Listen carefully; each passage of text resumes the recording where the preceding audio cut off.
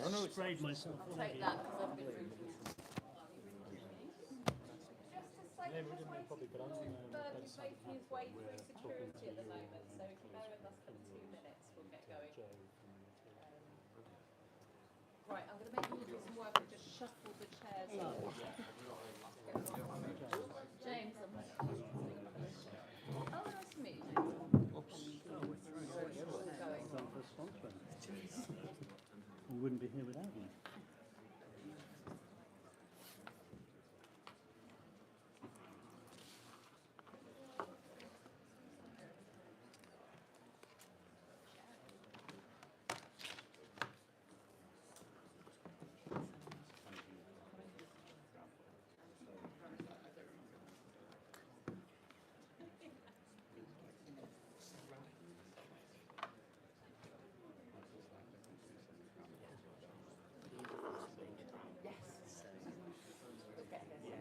Two countervailing forces.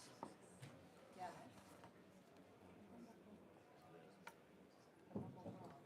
Yes.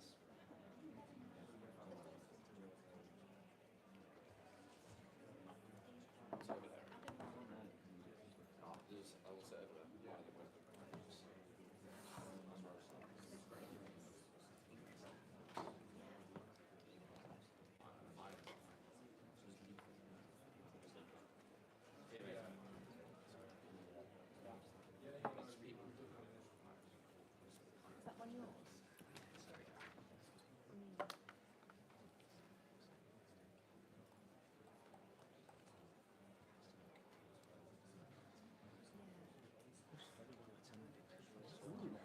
Is this good by your...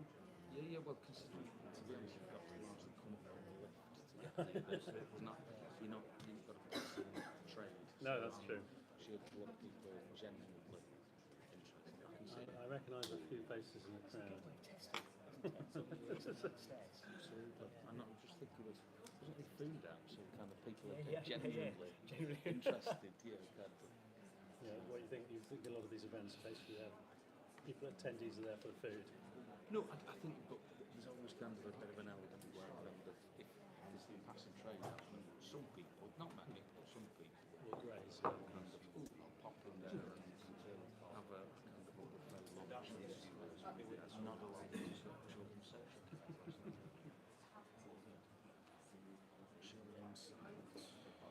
Say hello to you. Some sorry. Sorry, you are. I'm the leader of the You are? Well done you. It's interesting because we say that at the end of the week if everyone's on the plan. Keenan for every Hart home. I don't know if anyone's ever mentioned this in your briefing, but we are in discussions with your team on the ground. So when you might, yeah, after. Whereabouts? Well, Andrew and team below have been, so Any particular size? I think we're struggling to find the right site. Well, look, I think we certainly want to kind of deepen that conversation. Yeah, no, but I wasn't sure if you were. It's very positive. Very positive dialogue. You know what I like to say? It's all good. Have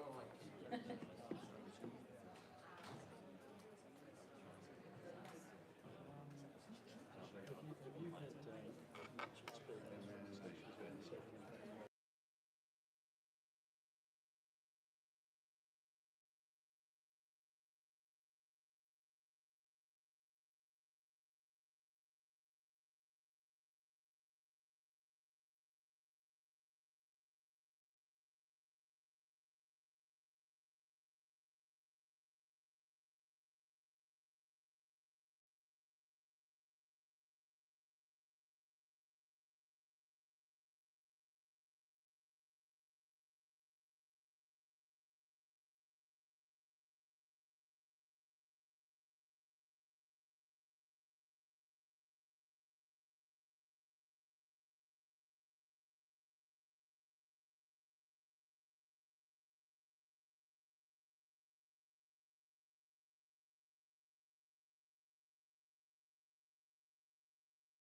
going to start with a few kind of like grounding truths for us to share for this conversation, which I imagine everyone in this room will agree with.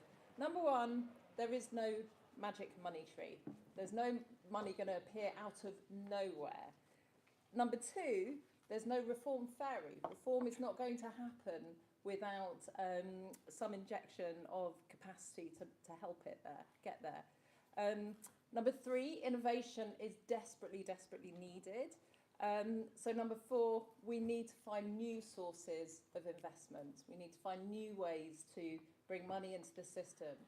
And then the last point, and something that we've been exploring kind of very closely in many different ways at Demos, is how we create a type of reform that gets to prevention. Seeing all the waste that's currently happening in the system in solving the problems of society, how do we get upstream reform and innovation? And we have the most fantastic panel here to discuss it, and I can see also a really terrific audience with lots of expertise in this area as well. So we'll get to questions. Do be thinking about questions as we go. So I'm going to introduce, from my right, Helen Keenan is CEO of Grosvenor Hart Homes. James Westhead is Head of Engagement at Better Society Capital. Councillor Liam Robinson is leader of Liverpool City Region Combined Authority. Sorry, that was City Council. City Council, Just sorry.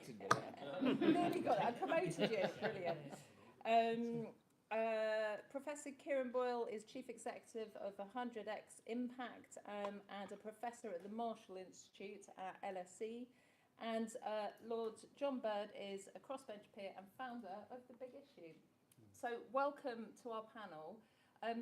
It's really nice when these events kind of happen organically, and this event came out of a conversation Helen and I were having about the challenge they were facing in innovating and getting that funding, that innovation funded. So I thought we could start with that story to set the scene. Very good. Thank you very much. I mean, it's a really important topic, this. And I will talk about our own scenario, but it has such a lot of application across the public sector. And I'm somebody that's worked in all sorts of roles in the public sector, but actually quite important, I think, also to note that I'm motivated by my own experience as well, of somebody who's had been at the coalface of issues for vulnerable children and young people. And that has spurred me on to really want to shift the dial when it comes to vulnerable children and young people and their outcomes.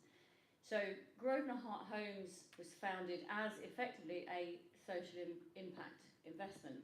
It's the Duke of Westminster, who is also the chair of Grosvenor, the International Property Group, and he's a philanthropist who is passionate about changing the outcomes and life chances of children and young people.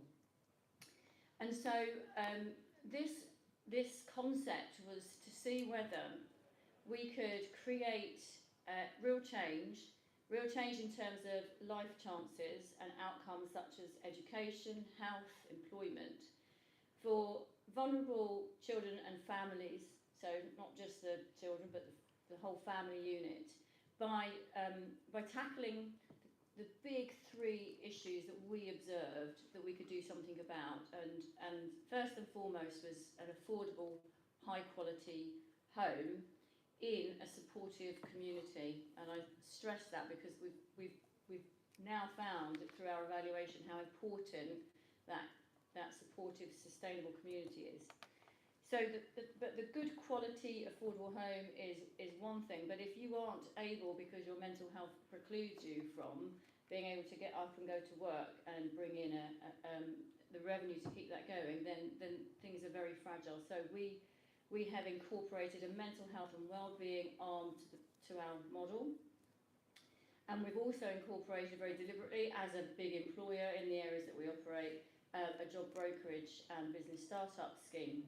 So the whole concept being to tackle these things in tandem and having somebody skilled to work with each family very closely to coordinate and to ensure that the things that should happen.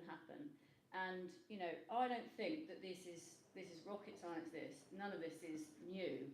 But what we know is that if you do it very carefully and you've got the time and in our case we had the budget to do this properly, then the outcomes will follow, and sure enough, that's what's happened. We've managed to achieve some remarkable things in a very short space of time in our key area in Chester, and it's things like 100% of the young people that came to us were NEET when they came to us, and now 60+% of them are now in employment, educational training. We've got folk who I think I'm right in saying 100% of the folk that we work with have all required mental health support, which we've ended up building into our model in a much more direct way than being able to rely, as we would have liked to, on the NHS to be able to rely on them as a partner. The demands on that system is so great that we felt we needed to put something in place. And so we've seen some amazing turnarounds in folk with their mental health being able then to sustain a job. And all of this is exactly what we'd hoped to do, but very importantly, we also sought in our theory of change to measure how much this would save the state. And so in our evaluation, we ran a sort of an economic stream to that, which demonstrates that the savings are, as you would expect, copious and unsurprising. The problem is that the savings are in DWP and in the health system, and the person that we are dealing with is in the local authority with the children's services budget saying I can't afford to do that. And so where we now find ourselves, in order to scale this model, which we know works and we really want to roll it out, we need to find innovative ways to address the funding problem. And of course, you know, I get doubly frustrated about this, because one of the things that I learned when I joined Grosvenor, and the very, you know, esteemed colleagues and trustees of Grosvenor telling me how much social investment capital was out there if we could find a way to unlock it.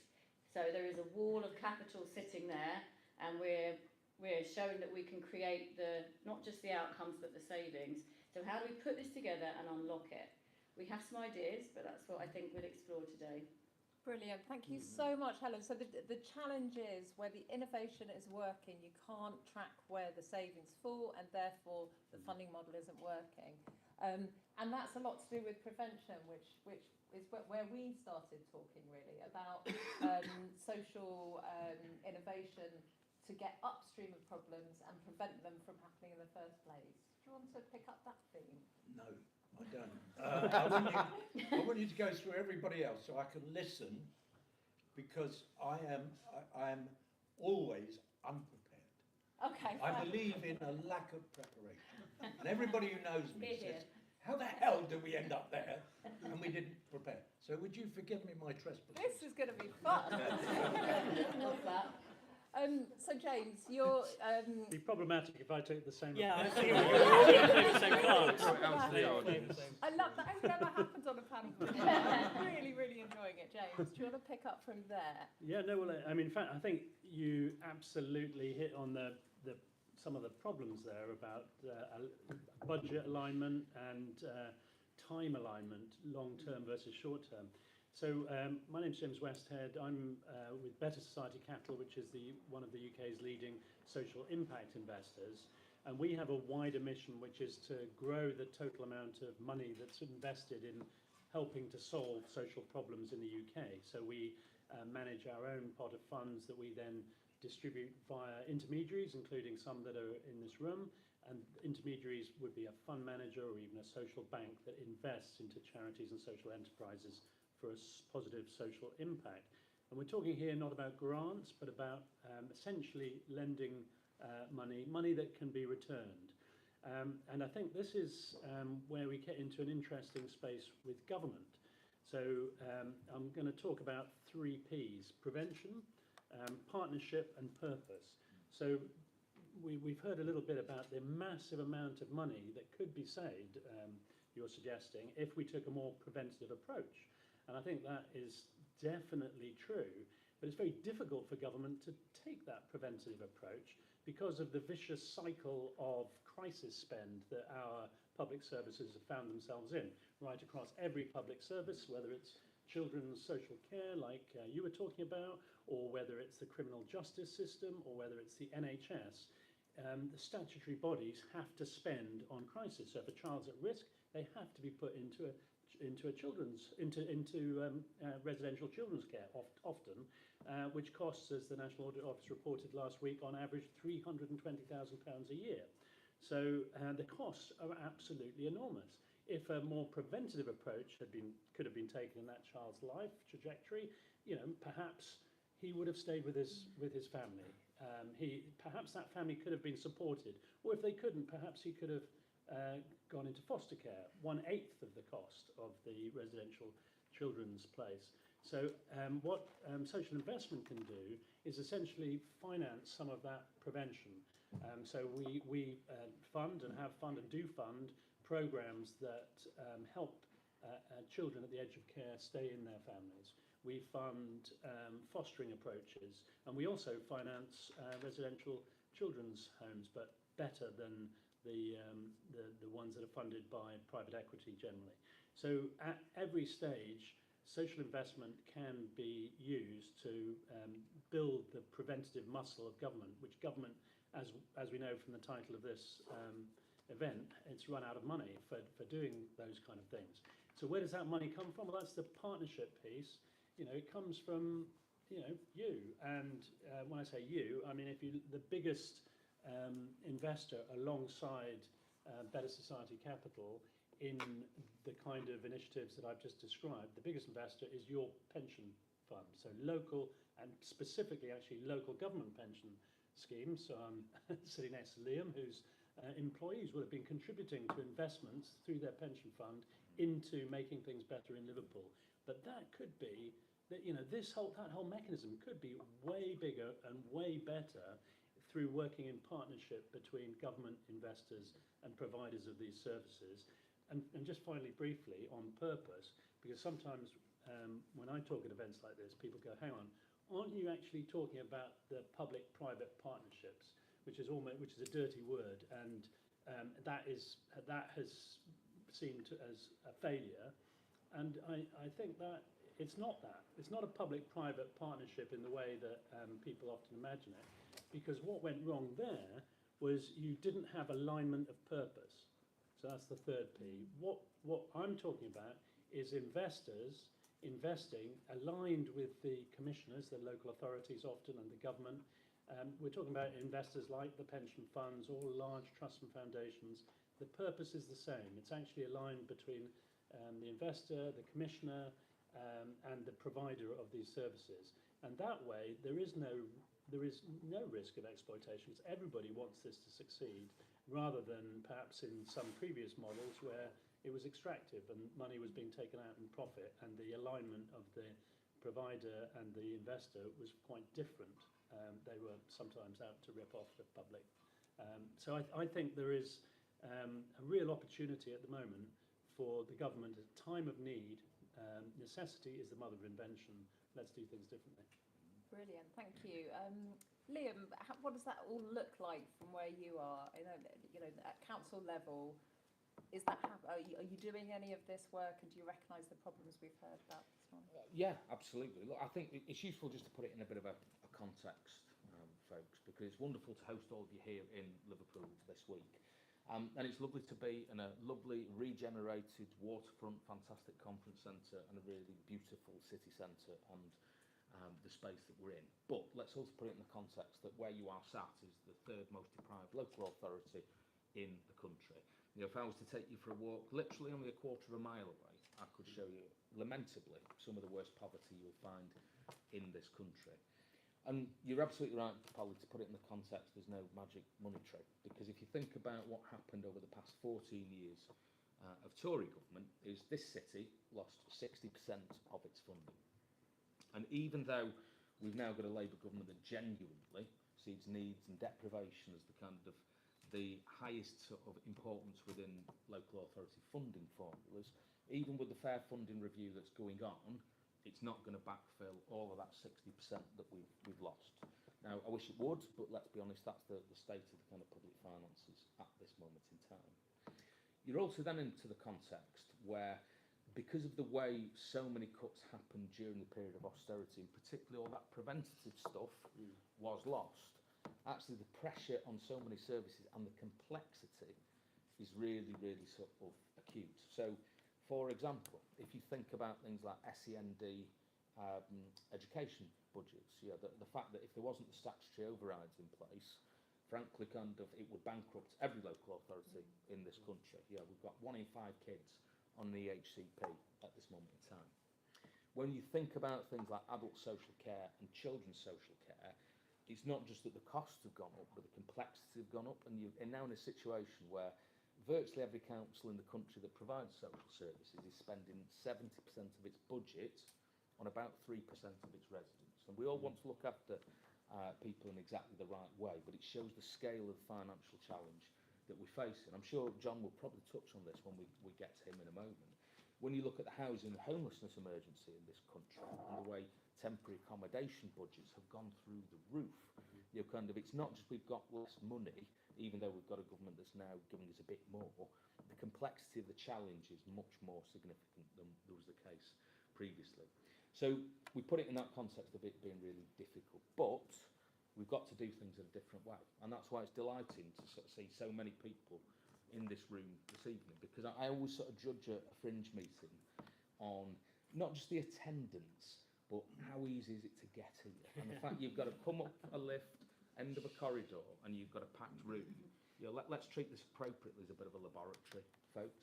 I think some of the things we are practically doing in Liverpool and the wider city region is genuinely engaging with that public sector reform piece, and particularly the kind of social investment side of things. So one element that we're doing right across the city region is cradle to career, very much focusing on that preventative approach, building off the children's centres we proudly protected in this city.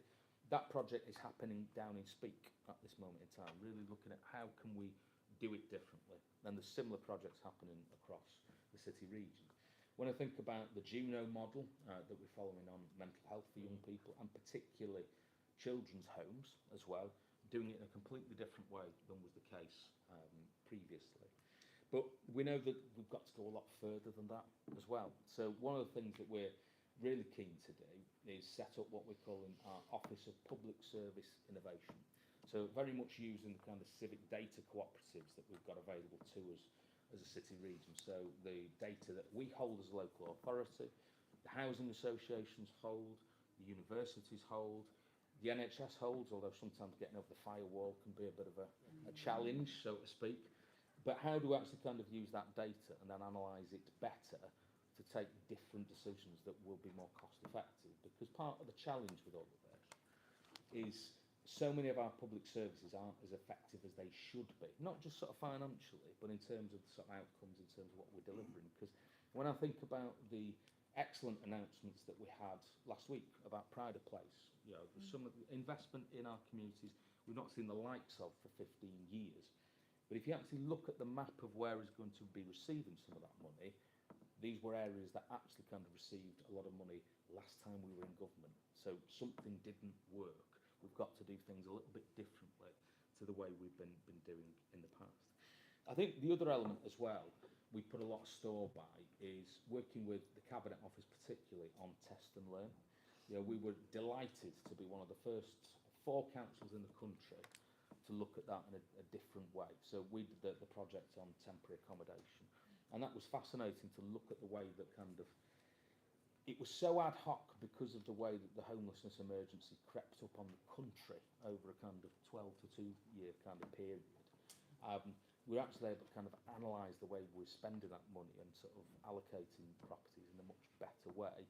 And we're really pleased now we're going to be going forward on behalf of the whole city region on one on children's health, linked into Alder Hey Hospital, which has been acknowledged as one of the 5 best hospitals in the country for children's provision. So there's a lot that we're trying to do to actually kind of change the model, not just because we need to be more kind of conscious of the money because it's so tight, but more importantly, actually delivering public services that genuinely deliver the best outcomes for what I always passionately call in this city our 500,000 bosses, and that's everybody who lives in the city of Liverpool. Thank you so much for that. It's a really rich insight. I just wonder whether you could come back on the point around the prevention spending. Do you hit that buffer where you have to make choices between that firefighting moment and investing in future prevention? Look, I think, to be honest, we've been hitting that buffer for about 14, 15 years. When you think about so much that's been taken out. Let me talk about the proud side and then the sort of problematic side. The thing that we're really proud of in this city is we took a very conscious political choice throughout the austerity years to protect children's centres. You know, we've made sure that we retained that infrastructure and that service provision. So much so, we're now actually extending those into full family hubs. So there's probably a bit of a kind of university thesis to be done on the outcome for a child born in the past 15 years in Liverpool vis-a-vis another city where that provision wasn't retained. However, if you look at the way that youth services in this city desperately suffered, and we don't have the level of youth provision we really want, although we're determined to rebuild, that shows the sort of scale of the challenge. And you know, when you're in a circumstance as a local authority where kind of the amount of money we've lost with the lack of alternative ability to generate more revenue, council tax really doesn't work for a city like Liverpool with a low property base and very few other kind of revenue raising powers. And also as well, absolutely right, we've got so many other statutory obligations that we've got to do, but everything that's non-statutory over the past 14 to 15 years has really been very difficult and under the microscope. So it's been tough, but I like to put it in that yin and yang. Some things we did do and prioritised absolutely rightfully in children's services. Brilliant, thank you very much. Kieran, what do you think the potential for all of this is? Could impact investment actually be a magic money tree? No, but it could be huge. It could be huge. Well, firstly, it's such a pleasure to be here and to be having this conversation in Liverpool. So I live in the southwest now, and I think there's a national competition going on between Liverpool and the southwest of who's doing the most innovative work around social finance. And I'm sad to say that I think Liverpool might be shading it at the moment. I wanted to take the conversation a little bit broader,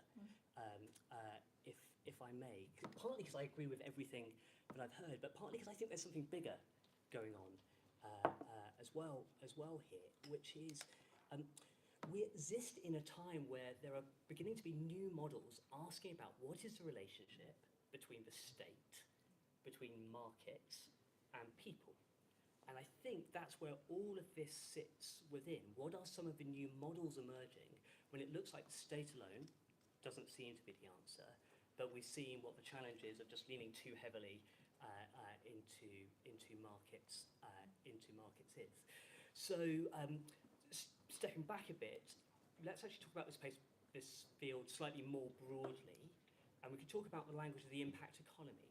So we could talk about the language of all of those actors out there, not just the money bit, but the businesses, the enterprises that are also trying to achieve aligned, to James's point, aligned social good.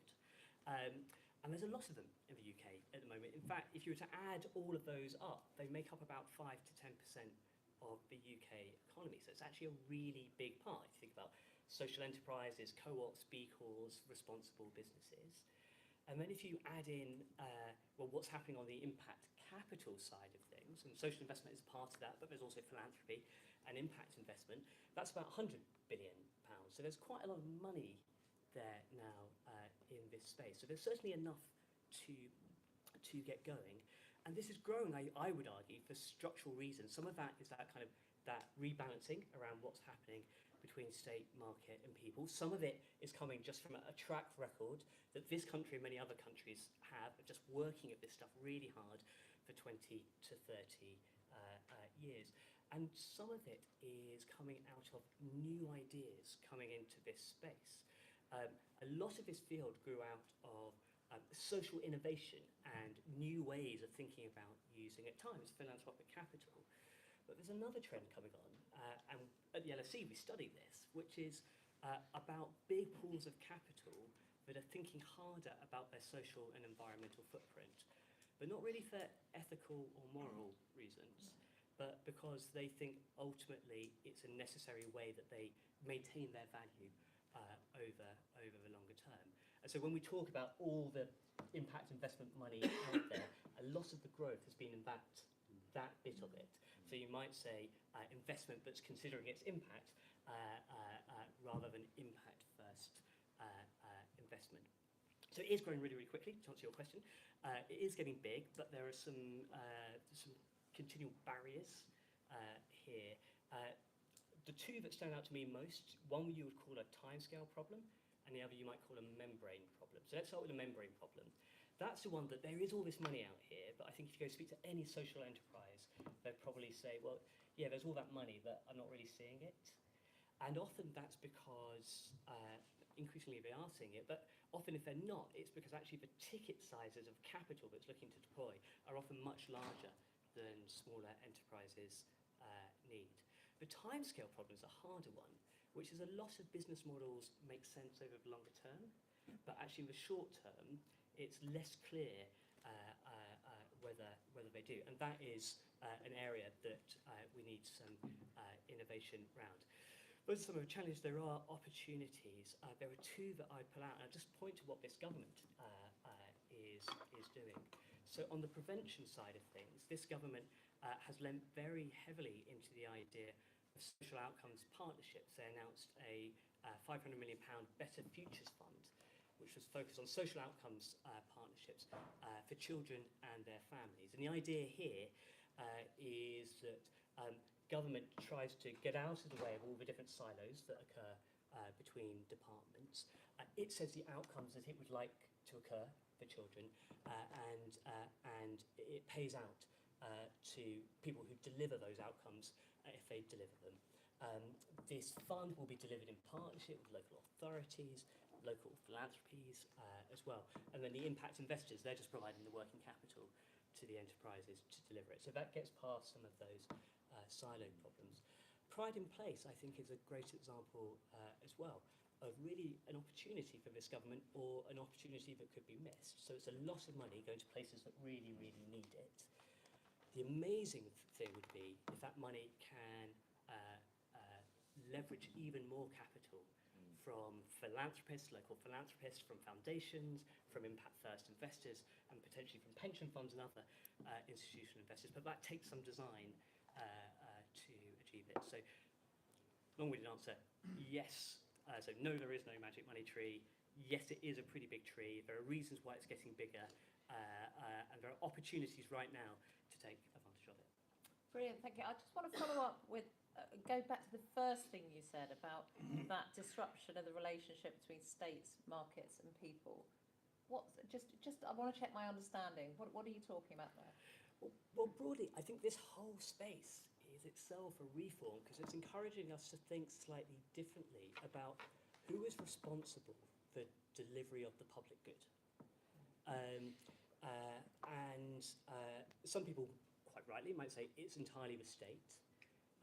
Other people would say, no, there has to be more of a role for communities.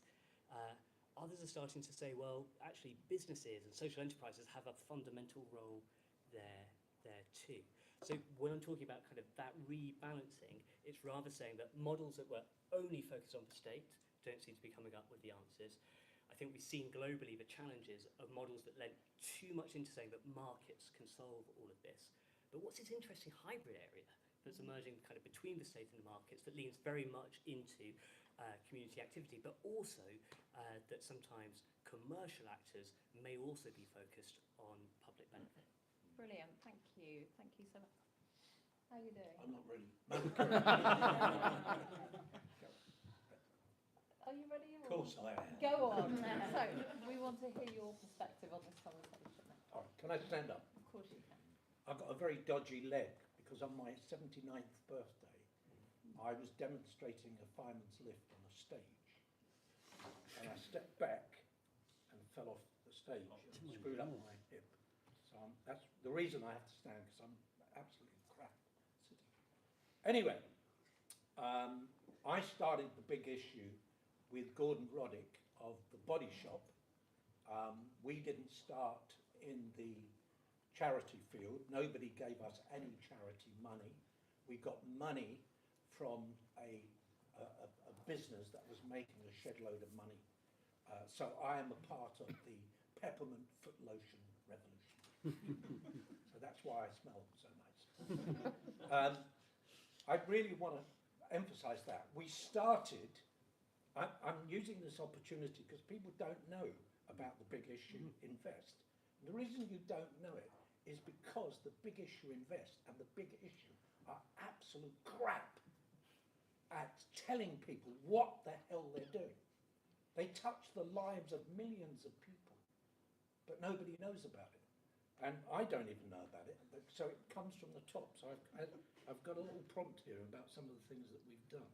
Anyway, sorry, it's disappeared. Sorry, no, it's back. Anyway, I started the big issue in the crisis, in the emergency, because there were people committing crime on the streets of London in particular, because that's where we started. We started for people who were either doing prostitution, rent boys, rent girls, stealing from people, ATMs, shoplifting and all that. So we jumped in there. And then after about 10 years, we realised, of course, no one was turning the tap off. No one was stopping the arrival of these people on the streets. Tony Blair, under the Rough Sleepers Initiative, did manage to put an enormous amount of money into Rough Sleepers flats, and he beefed up hundreds of homeless organisations. So you'd get an organisation like, I don't know, Crisis, which would be that size, and then they'd beef them up. So the social investment was put into the homeless industry or the homeless sector. And we were not there. We'd never received that money because we set ourselves up in the marketplace. We brought homeless people from crime and prostitution and begging, and we tried to make them, like everybody else, earning their own money, standing on their own 2 feet, and beginning a journey that would take them away from the deprivations of need. After 10 years, I was asked by, how long have I got? I don't mean... 3 minutes. 3 minutes, oh, Jesus Christ. This is terrible, terrible. Sorry. Anyway, after 10 years, I was asked by the Sunday Times, they said, John Bird, for the last 10 years, you've been running the big issue. So what are you going to do for the next 10, 20, 30 years?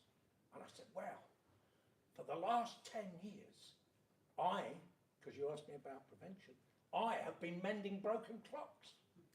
And for the next 10 or 20 years, I'm going to try and prevent the clocks breaking. And that's why we created something called PEC, Prevention, Emergency, and Cure. Sorry, Prevention, Emergency and Cure. And if you look at that, and you look at the problems that we have, you will realise we have no money. You will realise that, for instance, that's about the size of prevention.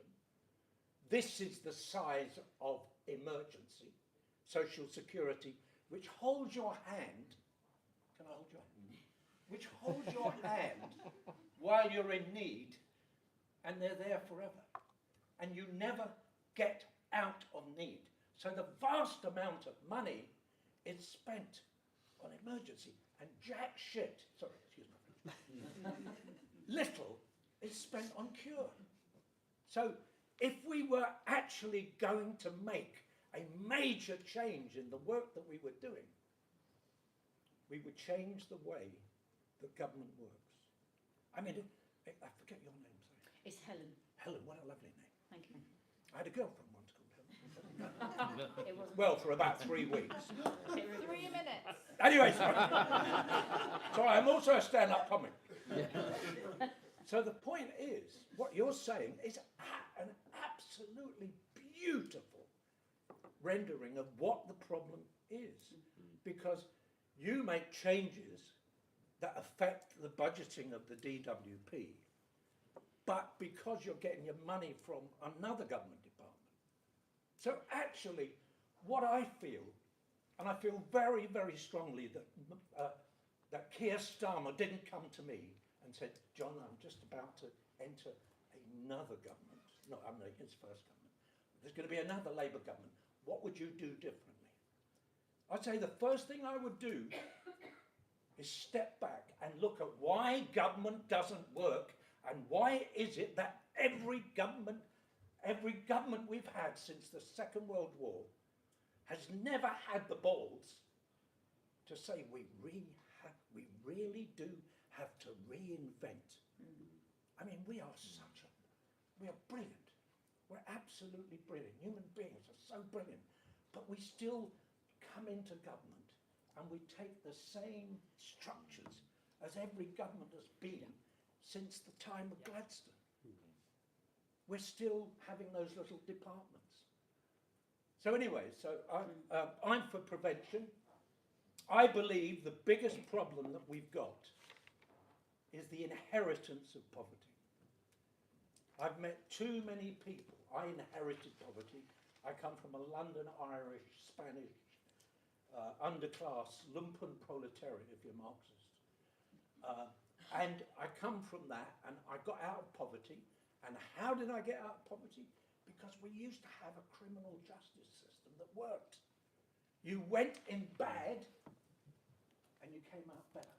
Now they warehouse you.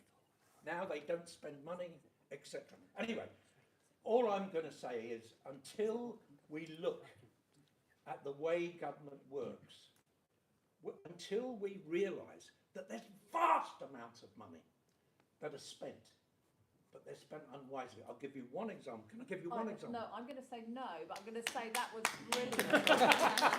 Oh, please. I promise you. I think you made a brilliant provocation to the rest of the panel about what can government do to radically change these systems. I'm going to pass that back to Kieran. Censorship, I've been cancelled. Well, let's pick up on the technical term of there being jack shit money, because agreed, tiny amounts go into prevention, but it's not just from government. I used to run one of the country's biggest charitable foundations, and we had the same challenges of thinking about how much you spend on dealing with the issues in front of you and preventing those issues from happening. So these are political, these are judgments, but two very practical things. One is you can work out who else cares. So, James, you spoke about pension funds. There's a lot of money in pension funds. There's £2.5 trillion of assets. That's basically the same as the GDP of France in UK pensions. And if you look at those pension funds, their youngest members have to retire in the world in 2070. So what is this country going to look like in the world in 2070?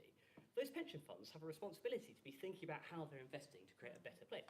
That is money that ought to be aligned, that ought to care about the same things.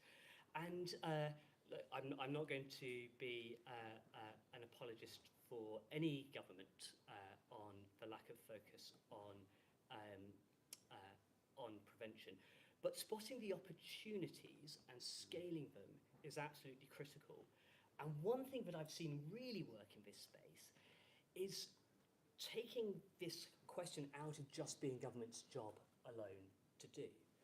So one very practical thing I'm involved in at the moment are these things called impact economy labs. And what we do at those is we get government officials to sit in a room with social entrepreneurs, investors, foundations, looking at government's problem, but looking at it through everybody's eyes, and then seeing how does the problem look different, and then saying, well, what can you build together if you bring everybody's assets together? And you end up building really, really difficult things. For example, one of the things that come out of it is a blended investment fund that's focused on models like Juno Kick. So I think there are some very practical, quite easy things to do that we shouldn't lose sight of, but get us not all the way, but quite a long way towards John's challenge. Yeah. I'm going to come to the audience for questions now, because I can see lots of expertise in the room. Who would like to ask a question or offer a thought? Friend at the back.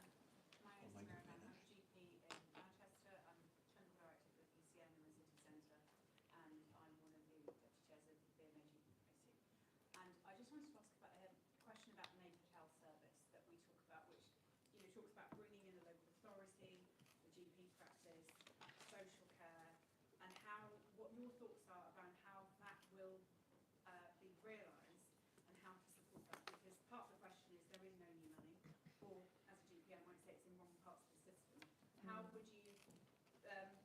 suggest that the government and other stakeholders actually mould and design that in a way that actually will serve the needs that have been articulated. Thank you.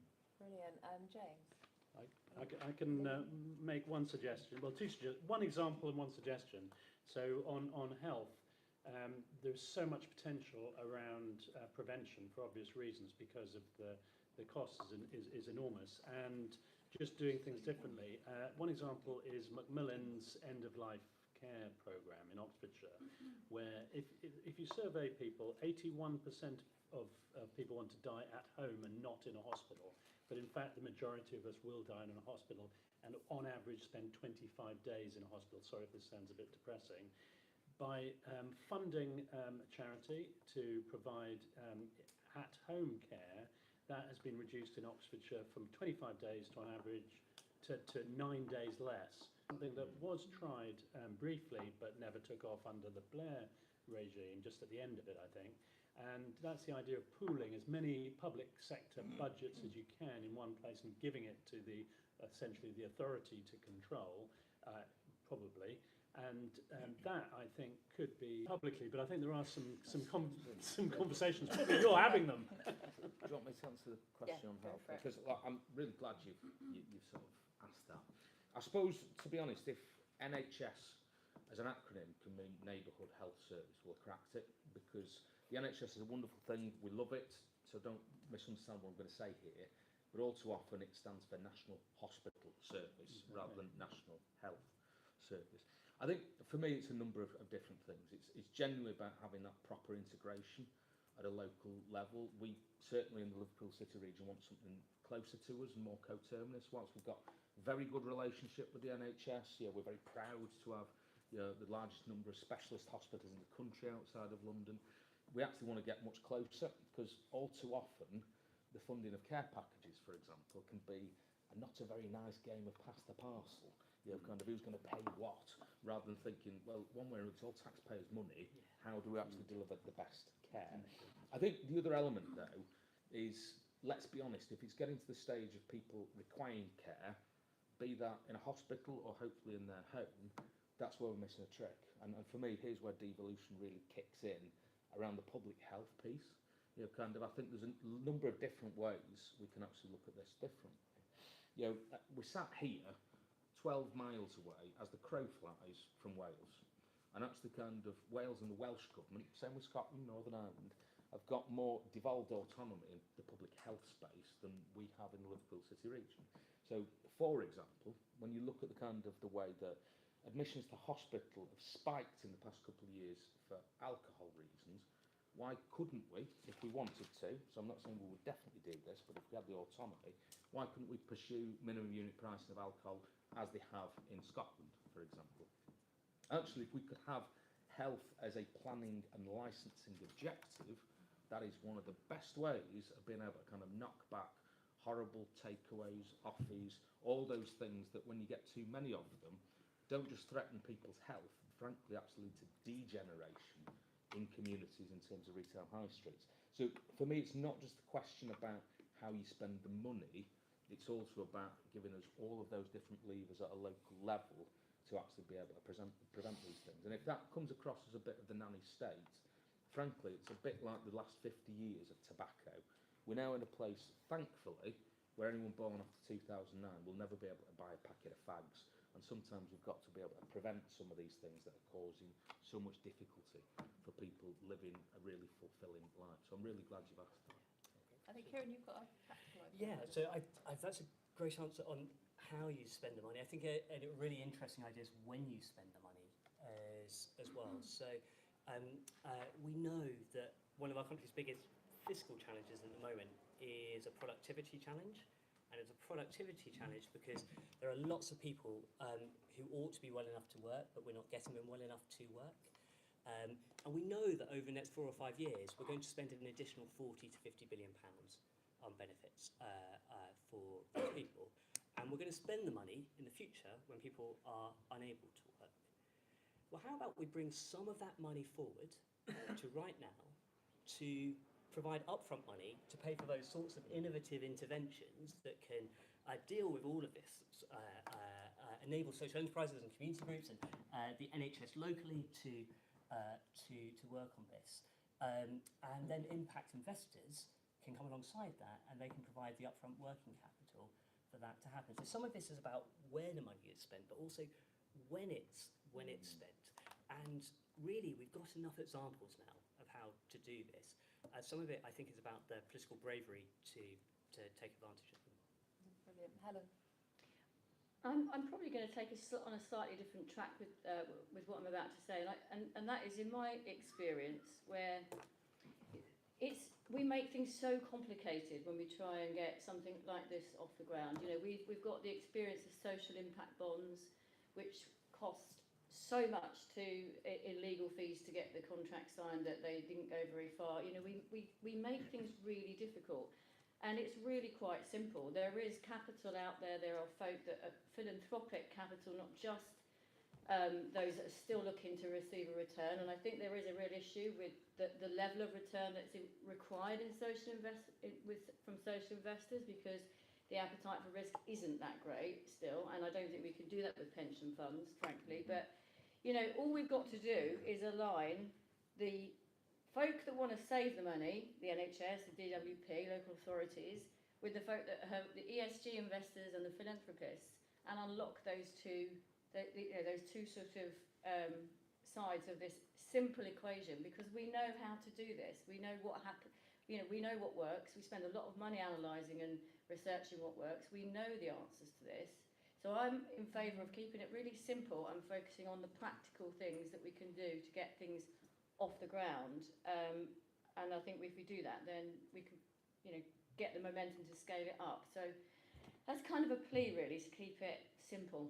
Yeah, and what you're saying there, it really shifts the role of the state from deliverer to kind of almost like a platform for these conversations to happen, and actually enabling it.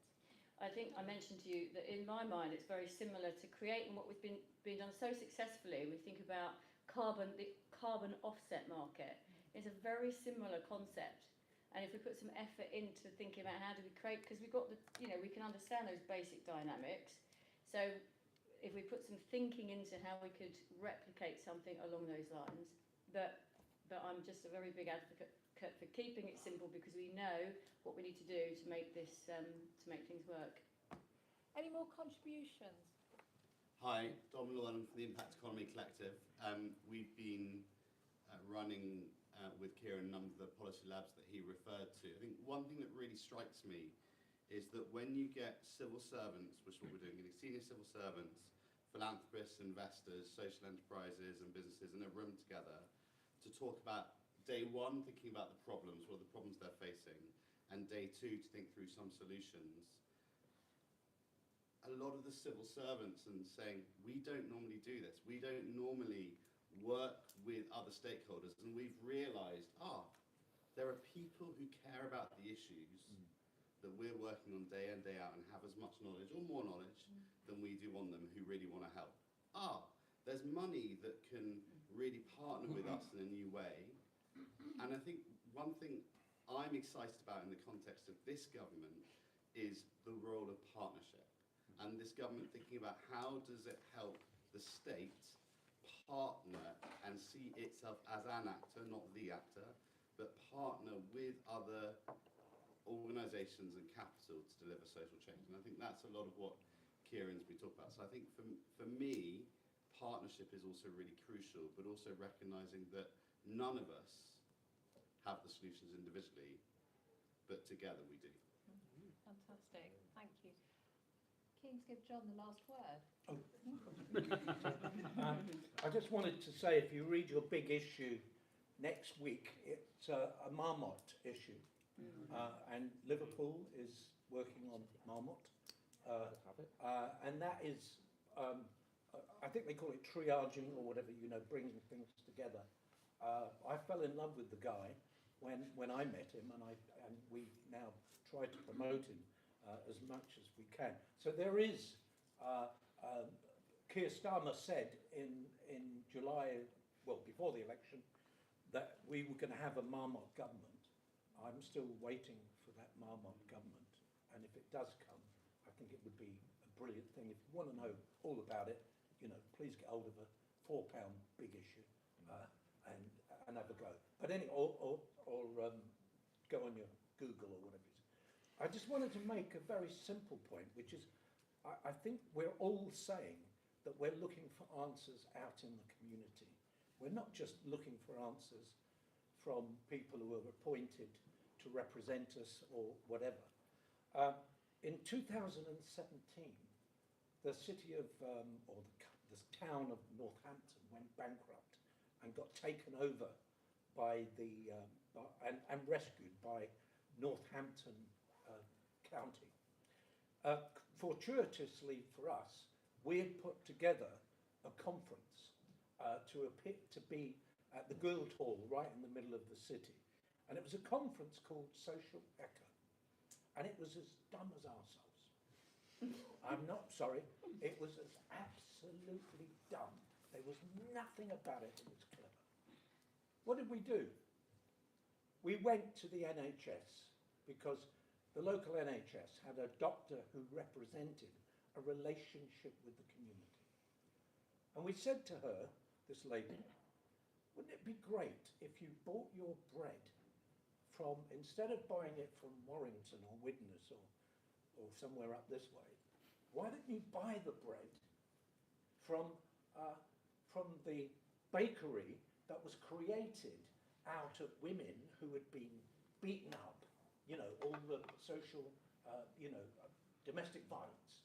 Why couldn't you buy their bread? Because they are making an enormous contribution and you'll pay the same price. So they did. I don't know how long they did it because, as you know, if you don't have the personality to run these kind of initiatives, they flounder, and this is what happened with our one. But we're returning to the idea of just getting two players together and bringing about a social transformation. I'll give you another example and then I'll sit down. And this is where I think the genius of the community can be expressed and understood and fulfilled. We went to the Housing Association and we said, what do you want to do? And they said, we want to employ more of our tenants because 70% of them are unemployed. I don't know if this is the national figure, but it's it's right up there, isn't it? So what they said was, what we want to do is grow our gardening and building maintenance and all that. So we went to a bunch of, well, dare I say, a bunch of people you would not urinate on if they burst into flames, if you can imagine that. And they were the estate agents. And we went to the estate agents and said, look, we want you to look good in the community. So we want you to give a contract to the Housing Association so that the Housing Association can take on some of its staff and all that. They loved it. Unfortunately, I blame my younger brother because I put him in charge and he got a better job.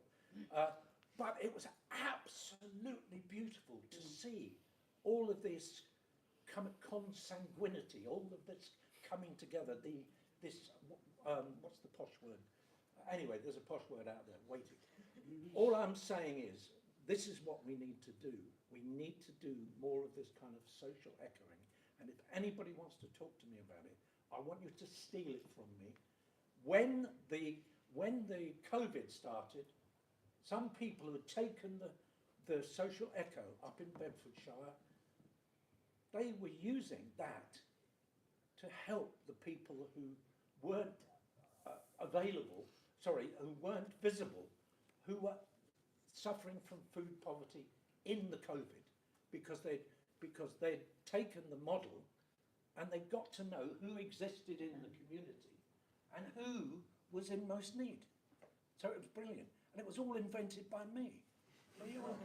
And there's no copyright. Very good, thank you. So, from Helen's provocation of the problem she faced in this social innovation, I thought we were going to have a really, really practical conversation today, but I think we've actually got to kind of quite a deep place about a kind of renegotiation of the role, as you put it, between state, markets and citizens, and the importance of the alignment there, and making sure there's a common purpose and a very different role for the state in that, which is scary and less controllable and is going to take a huge amount of behaviour change at the centre. But I found it really fascinating, and the experience you bring of having done this work and how you brought those issues, that alignment issue, that was a clever word, I think, to life, is like really, really welcomed, and thank you. So I want to say thank you to everyone on the panel. Thank you to the audience for coming. Do stay around for a chat and another coffee. Thank you. And thank you.